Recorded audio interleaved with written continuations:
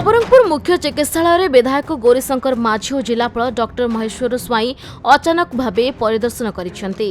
Medical परिसर मध्य अव्यवस्था देखि असंतोष प्रकाश करथिले। विद्युत विभाग जल विभाग अधिकारी मानकु डाकी समस्त प्रकार सरंजाम ठीक करने को कहा जायतिला। आगुको ग्रीष्म ऋतु आसुछि, सर्ट सर्किट हेबार संभावना रही, तेणु आगुआ विद्युत सरबराह ठीक करने विधायक कहते।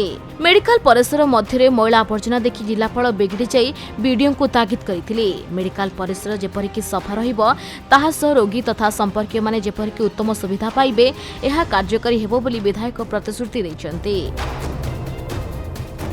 विधायक जिलापाल गस्त कर विभिन्न वार्ड बुली रोगी मानक कथा बुझा सह आगामी दिन में जहाँ प्रযোज्य हो पार ताहार प्रतिश्रुति दैछन्ते।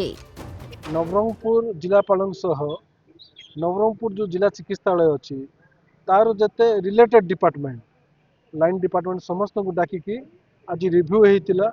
विशेषकर खरा दिन आसला एणु सर्ट सर्किट हवा संभावना बेसी से कौटी सर्ट सर्किट होची कोटी बोर्ड खराब अच्छी वेयरिंग कोटी खराब अच्छी कोटी सीलिंग खराब अच्छी कोटी पानी बहुची कोटी पानी लिकेज करुच्ची और जावतीय जिनस आज समस्त हॉस्पिटल मैनेजर इट्र सीडीएम इंचार्ज जी अच्छा समस्त को डाकिकी आम रिव्यू नहीं बुलिकी MCH building SNCU ICU DHH एवं आर फेरी फेरी रे जेते मैला आवर्जना अच्छी कहीं रोचे किए मैला उठाऊ ना समस्त को डाकी करी आम देखु आईटा आमर हॉस्पिटलटा टाउन म्युनिसिपालिटी न जाऊा कारण ये सफा सुतरा टे समस्या होची से आम स्थानीय बीडीओ को डाकी ये जो बाहर जो सफा सुतरा हम तार कहला आगामी दिन जदि विपद न थाए हॉस्पिटल समस्त प्रकार